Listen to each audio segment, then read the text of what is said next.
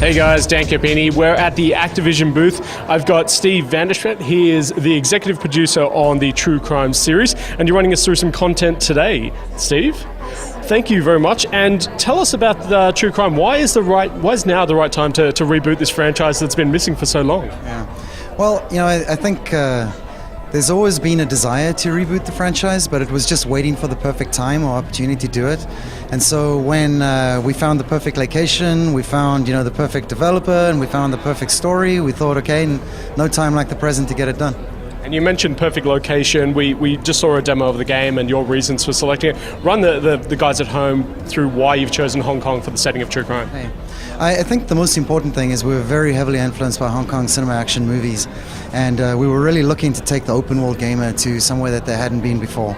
And from that perspective alone, Hong Kong just made perfect sense. And the more we started looking into it, and you look at the different sort of the wide architectural range that Hong Kong has, you got a lot of areas down by the docks. You've got this great commercial central area with Soho and some narrow streets.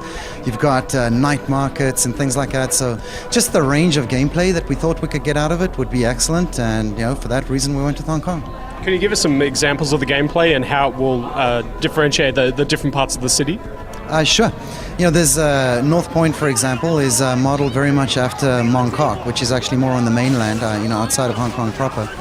But it has a lot of alleyways, it has a lot of night markets, and so there's a lot of foot chase scenes through there where you have to, use the crowd dodging mechanic, to get through. Things can get very congested, and you have to have your wits about you, how to get there.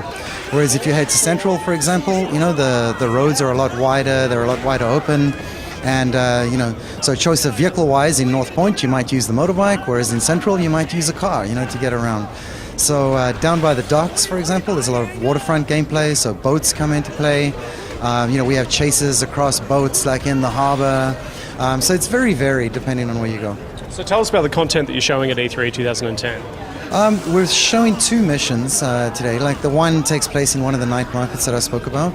And, that highlights, I think, the chase mechanic, that we have. So you see a lot of, our free-running system is much more ground-based than in a lot of games that are out there right now. We wanted to capture that intensity and that sort of gritty realism of chases that you see in Point Break or Seven or Blade Runner, with Deckard running through the market. So that mission focuses heavily on the free-running and the hand-to-hand combat system. So you encounter a group of thugs and you can see the martial arts, system in play. You can see a full offensive and defensive range of combat capabilities. You saw a counter system, which is really cool. And I think probably the best thing about it is, once you grapple someone and being able to move freely about with them and just bring the environment into play, just sprint around with them, push them into things, throw them over the edge of rooftops. It makes it all exciting. And the other one was more focused on the gunplay. That's right. That was more focused on driving and gunplay together.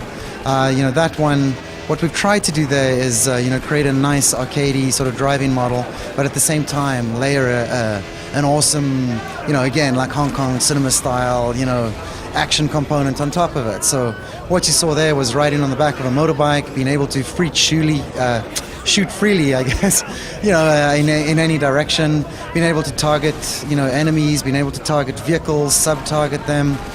You saw, the main character fly off the back of the bike and, use it as a weapon, into a bunch of enemies.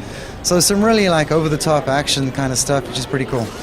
And you're drawing from a real all-star cast on this one. You've got black box guys, you've got former rock star. Who else have you got in the mix building the game? Yeah, it's...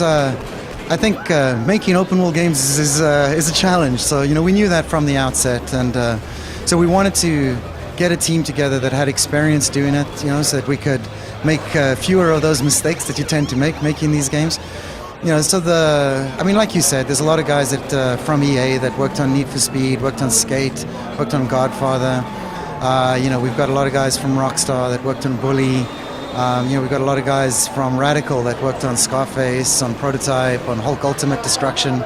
Got guys from Saints Row. So, a little bit from everywhere. And, we're all pulling our collective experience together to make this a great open world experience. So, Steve, when can people actually get their hands on True Crime? Which platforms, more important? Okay. Platforms are going to be Xbox 360, PlayStation 3, and PC. And right now, the release date is fall 2010. All right, Steve, thank you very much for your time. And stay tuned to GameSpot for our ongoing coverage from E3 2010.